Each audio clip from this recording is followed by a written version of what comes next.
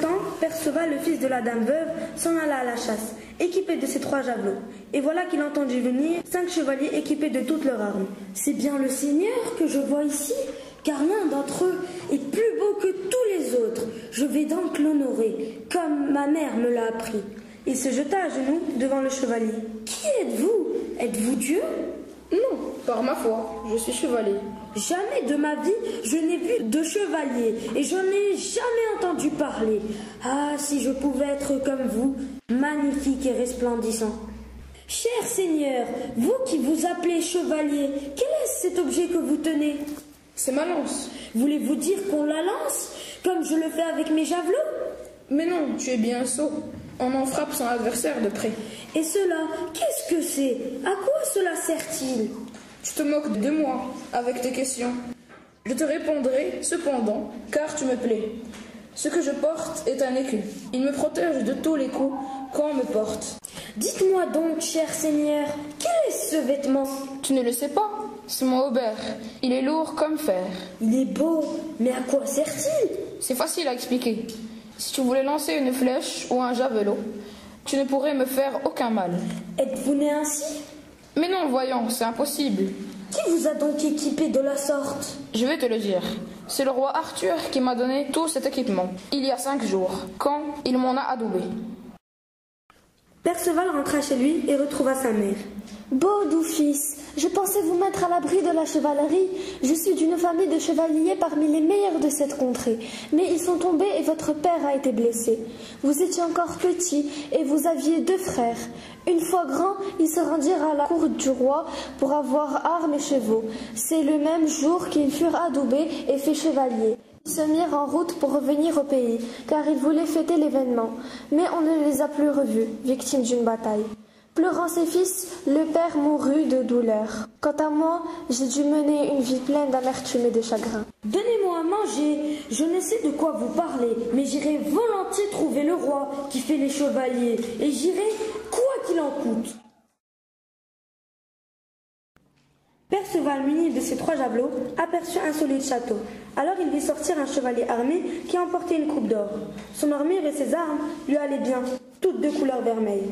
Le jeune homme, voyant la beauté de ses armes, toutes neuves, les trouva à son goût. Ma foi, je les demanderai au roi. S'il me les donne, je serai bien content. Impatient d'arriver à la cour, il se hâta, et le chevalier le retint un instant. Où vas-tu, jeune homme? Je veux aller à la cour pour demander au roi ses armes. Jeune homme, c'est une bonne idée. Allez, dépêche-toi donc et reviens. Tu diras à ce mauvais roi que s'il veut me rendre hommage de sa terre, qu'il me la résidue. Indique-lui, pour qu'il me croie, que je viens de lui prendre cette coupe. Perceval ne prêtant pas attention, alla sans tarder jusqu'à la cour. Le roi et ses chevaliers étaient attablés pour le repas. Le jeune homme entra à cheval dans la grande salle. Le roi Arthur était assis, plongé dans ses pensées.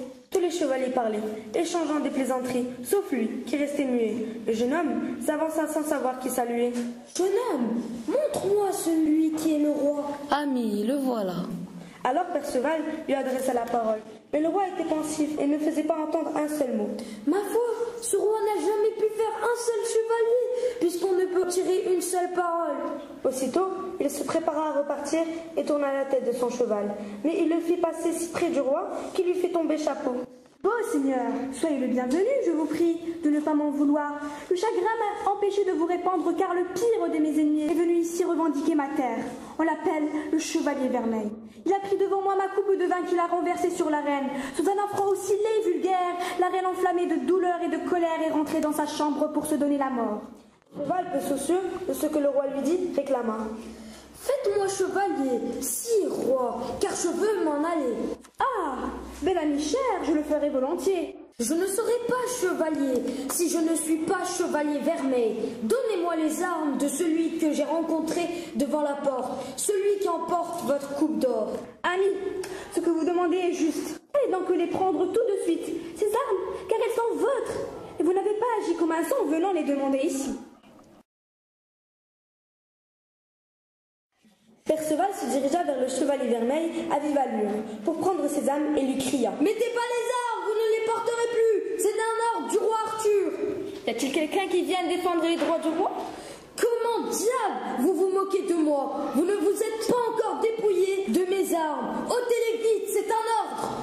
Jeune homme, je te demande si quelqu'un vient ici, de par le roi, pour se battre avec moi. Seigneur chevalier, déposez-moi vite ces armes. Sachez bien que je vous frapperai si vous ne me faites pas encore attendre. La colère s'empara du chevalier. Il le visa à l'œil du mieux qu'il le put et lança son javelot. Avant qu'il ait entendu ou vu quoi que ce soit, l'autre fut atteint à l'œil et au cerveau. La douleur lui arrêta le cœur et tomba à la renverse, étendu, raide, mort. Lyonnais resta à l'écart lors du combat. Vint l'aider le jeune homme à déshabiller le mort. Perceval se vêtit de ses nouvelles armes par-dessus ses vieux vêtements. Avant qu'il ne s'en aille, Perceval dit à Lyonnais: Mon ami, prenez mon cheval, il est très bon, je vous le donne. Et puis, rapportez au roi sa coupe et saluez-le de ma part. Alors le jeune homme, sans délai, s'en alla, espérant son cheval à travers la forêt. Débouchant sur une plaine, il vit un important château fort et belle allure. Le jeune homme s'avança vers le pont et aperçut un homme distingué, vêtu d'une robe d'hermine. Il attendit celui qui arrivait vers lui. Que Dieu te bénisse, jeune homme. D'où viens-tu et qu'es-tu venu chercher ici? Seigneur, ma mère m'a enseigné d'aller trouver les hommes de valeur, de chercher conseil auprès d'eux, car ceux qui les suivent, leur avis, y trouvent leur profit.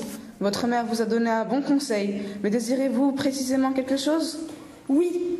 Et quoi? Ceci est rien de plus. Accordez-moi l'hospitalité aujourd'hui. Très volontiers, à condition que vous m'accordiez votre confiance. Ma foi, je vous l'accorde. L'un des jeunes gens qui était venu la prend à son cheval et l'autre aida à ôter son armure. Il resta donc sans vêtements, ridicule, ses brodequins et sa tunique de serre, mal taillée que sa mère lui avait donnée. Le seigneur se fit mettre les éperons d'acier, tranchant et saisit sa lance. Amis, le moment est venu d'apprendre le maniement des armes. Faites bien attention à la manière de tenir la lance, d'éperonner le cheval et de le retenir. Je ne souhaite pas vivre un jour de plus sans savoir faire cela. Ce qu'on ne sait pas faire, on peut apprendre à le faire si l'on veut bien s'en donner la peine et s'y appliquer.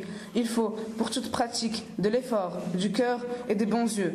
À ces trois conditions, on peut tout savoir. Le lendemain, sur l'heure du départ et après quelques derniers conseils du Seigneur. Seigneur, ma mère m'a enseigné de ne pas rester longtemps sans connaître son nom. Je veux connaître le vôtre.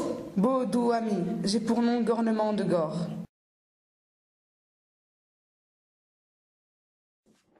Le nouveau chevalier s'en alla, s'enfonça dans les forêts solitaires, jusqu'au moment où il aperçut un château fort bien construit. Arrivé devant la porte, il cria bien haut pour appeler. Une jeune fille maigre et pâle surgit de la fenêtre. Qui est là? Qui appelle? Belle amie, je suis un chevalier qui vous prie de m'offrir l'hospitalité pour la nuit. Seigneur, nous ferons tout notre possible pour bien vous héberger. La jeune fille arriva gracieuse et élégante. Elle avait le front blanc, haut et lisse. C'est pour dérober sens et cœur aux gens que Dieu avait fait d'elle une telle merveille. Beau Seigneur, notre hospitalité ne sera pas cette nuit celle qui conviendrait à un homme de votre qualité. Seigneur, où êtes-vous arrivé aujourd'hui? Demoiselle, j'ai passé la nuit chez Gornement de Gore, dans un château où l'on m'a offert l'hospitalité, confortable et élégante. Ah, belle amie, vous avez parlé fort courtoisement, et sachez que je suis sa nièce. J'en suis certaine, il vous a réservé un accueil souriant et joyeux, tandis qu'ici, il ne reste plus que 5 ou 6 miches de pain pour notre souper. Après le repas, Blanchefleur resta seule, enfermée dans sa chambre, sans trouver le repos. Finalement, elle prit la décision d'aller parler à son hôte et de lui livrer ses soucis. Ce n'était pas l'amour qu'elle cherchait en venant trouver le jeune homme, mais un ami loyal, prêt à l'aider. Belle amie, que voulez-vous? Pourquoi êtes-vous venu ici? Ah, noble chevalier, pitié, nulle créature au monde n'est plus infortunée que moi. Demain sera mon dernier jour, car je me tuerai de ma main. Ma situation est désespérée. J'avais dans ce château plus de 300 chevaliers qui se sont fait tuer ou fait emprisonner par Agangueron, le sénéchal de Clamedo des îles. Un homme cruel. Demain, si Dieu ne nous vient pas en aide, ce château devra être rendu et je serai livré à Clamedo. Mais je me tuerai avant. Cher ami, séchez vos larmes, ne pleurez plus. Je ramènerai la paix sur vos terres, si c'est mon pouvoir. Mais si je gagne et le tue, je vous demande de m'accorder votre amour comme ma récompense. Le lendemain, dès que l'Agangueron l'aperçut, il lui cria: Jeune homme, qui t'envoie par ici? Viens-tu chercher la paix ou la bataille? Mais toi, que fais-tu sur ce territoire? À toi de t'expliquer d'abord. Pourquoi as-tu tué les chevaliers et ravagé tout le pays? Je veux qu'aujourd'hui qu'on me livre enfin ce château et mon maître aura la jeune fille. Au diable, cette prétention! Il te faudrait au contraire renoncer à tout ce que tu réclames. En voilà des sornettes. Le jeune furieux mit sa lance en garde, et les deux chevaliers s'élancèrent l'un contre l'autre, animés d'une haine mortelle. La bataille dura longtemps, et les coups donnés furent très violents. Finalement, un Guinguerron tomba, et son adversaire l'attaqua si furieusement qu'il demanda grâce. Beaux doux amis, ne soyez pas si durs et ayez pitié de moi. Je vous jure et accorde que vous avez désormais gagné. Un noble seigneur m'a appris de ne pas tuer froidement un chevalier qui demandait grâce. Tu iras donc à ce château et tu auras à la belle que jamais plus de toute ta vie tu ne rechercheras à la nuire et tu te mettras entièrement à sa merci. Alors tue-moi, il n'y a rien qu'elle désire autant que ma mort. Tu te rendras donc au château du seigneur Gornement de Gore. Il n'y a pas de salut pour moi là où tu m'envoies. Tue-moi plutôt que de me faire aller chez lui. Ma foi, tu iras donc dans la prison du roi Arthur. Le vainqueur s'en retourna au château. Toutes les cloches des monastères sonnaient. Tous les habitants vinrent à sa rencontre pour lui faire fête et l'honorer. Le château était en liesse. Il n'existait plus personne pour les attaquer ni leur faire la guerre. La demoiselle survint alors. Plus joyeuse que jamais, elle l'entraîna dans ses appartements et échangèrent baisers et paroles tendres. Perceval longea la rive jusqu'à une falaise rocheuse, si bien qu'il ne pouvait plus avancer. Alors il vit une barque qui, au fil de l'eau, descendait la rivière avec deux hommes à bord. Au milieu du courant, solidement ancré, il pêchait à la ligne. « Renseignez-moi, Seigneur, dites-moi si cette rivière a un gué ou un pont. » Ma foi, non, beau frère. Et sur 20 lieues, en amont et en aval, on n'y peut passer à cheval, car il n'y a ni barque, ni pont, ni gué. Dites-moi donc, où je pourrais m'héberger? C'est moi qui vous hébergerai cette nuit. Remontez par cette faille ménagée dans la roche. Et quand vous arriverez en haut, vous verrez une maison où j'habite. Arrivé au château, Perceval vit au milieu de la salle, assis sur un lit, un bel homme, noble, aux cheveux grisonnés. Amis, ne soyez pas fâchés si je ne me lève pas pour vous accueillir, c'est que je n'en ai pas la force. Mon Dieu, je n'en suis nullement fâché. Amis, d'où arrivez-vous aujourd'hui? Seigneur, j'ai quitté ce matin Beaurepaire. Tandis qu'il parlait, un jeune homme entra par la porte. Il apporta une épée et la remit au riche seigneur. Seigneur, la blonde demoiselle, votre nièce, vous envoie ce présent. Jamais vous n'avez vu d'épée de si belle proportion. Je la donnerai à qui vous voudrez, mais qu'il en fasse bon usage, car le forgeron n'en a fait que 3. Alors le seigneur remit l'épée à son hôte étranger. Bon, seigneur, cette épée vous a été réservée et destinée, et c'est bien ma volonté que vous l'avez. Plus tard dans la soirée, Perceval et le seigneur parlaient tous ceux de choses et d'autres. À ce moment, un jeune homme sortit d'une chambre, tenant une lance blanche. Il passa devant toute l'assistance et une goutte de sang toute vermeille, qui venue de la pointe du fer de lance, coulait jusqu'à la main du jeune homme. Le jeune homme, émerveillé, se retenut de demander l'explication de cette aventure parce qu'on lui avait enseigné à se garder de trop parler. Puis, deux autres jeunes gens arrivèrent, tenant dans leurs mains des chandeliers en or, décorés d'émaux. Puis venait un Graal, tenu à deux mains par une demoiselle, belle, élégante et parée avec goût. Alors, une si grande clarté se répandit que les chandelles perdirent leur clarté, comme font les étoiles quand le soleil se lève. On fit défiler ces objets avant d'entrer dans une autre chambre. Mais le jeune homme les vit passer sans oser demander à qui l'on destinait de servir du Graal. Perceval, en route, aperçut une cité fortifiée, construite sur la mer. Au plus haut de la ville se dressait un donjon carré où étaient suspendus des écus vermeils. Perceval s'y dirigea afin d'y chercher un gîte pour la nuit. La dame des lieux l'accueillit volontiers. Seigneur, la coutume veut que je vous reçoive, que Dieu vous préserve de toute mauvaise aventure. Elle ne voulut pas lui dire un mot de plus, et le chevalier fut désarmé. Perceval vit au milieu de la salle un long coffre d'ivoire, orné de pierres précieuses. Le coffre était fermé et une clé d'or pendant au bout d'une chaînée. Dame, racontez-moi quelles reliques sont dans ce coffre, car je vois qu'il est recouvert d'une étoffe extraordinairement précieuse. Je n'en sais rien, en vérité, car nul n'a jamais pu l'ouvrir depuis qu'il est arrivé ici.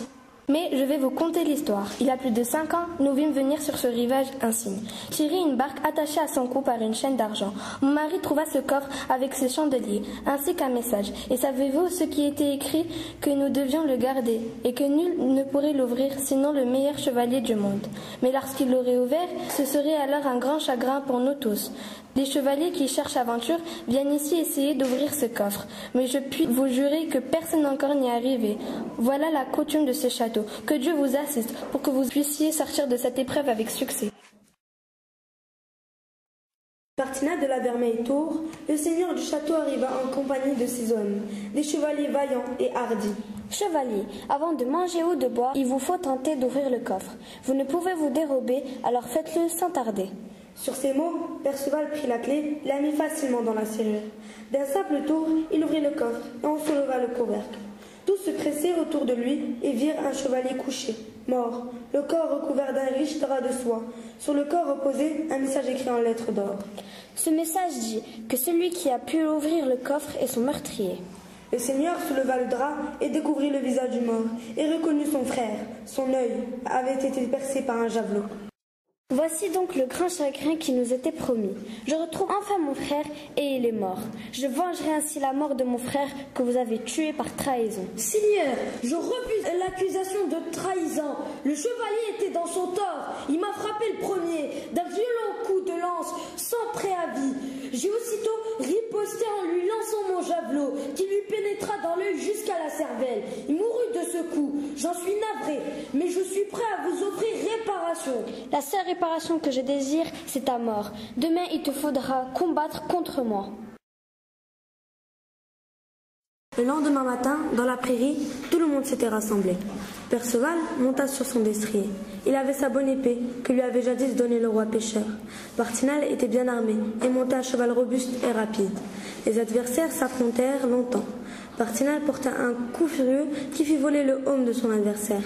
Perceval leva à son tour son épée et en asséna un coup violent qui ne rencontra que l'écu de Partinal. C'est alors que l'épée se brisa en 2 morceaux, laissant Perceval désarmé. Sa mort était assurée. Déjà Partinal courait vers lui, l'épée levée pour le tuer, quand on se fit entendre la cloche qui appelait à la prière.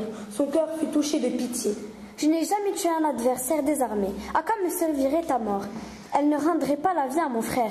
Les tiens ne cesseraient de chercher vengeance contre moi, et la haine ne finirait jamais entre nos 2 lignages. Va donc en paix, j'empêcherai mes hommes de te nuire. Seigneur, je n'ai jamais rencontré une telle générosité chez un adversaire. C'est Dieu, je crois, qui nous a inspiré ces nobles sentiments. Là-dessus, ils se séparèrent. Perceval monta sur son cheval et s'enfonça dans la forêt. Perceval chemina longtemps dans l'espoir de trouver le château du Graal, la demeure du roi pêcheur. Le 3e jour, il le découvrit enfin. Il fut reçu avec courtoisie et conduit auprès de son hôte. Ah, Seigneur, j'ai tant regretté mes erreurs. Depuis plus de 5 ans, j'ai recherché à revenir ici pour les réparer, mais en vain. Perceval, ces 5 ans n'ont pas été perdus. Il fallait que tu connaisses bien des épreuves pour te rendre digne de ton destin. Pendant qu'il parlait, les tables avaient été mises. On vit alors sortir d'une chambre le jeune homme portant la lance d'une blancheur éclatante, sur laquelle perlaient les gouttes de sang.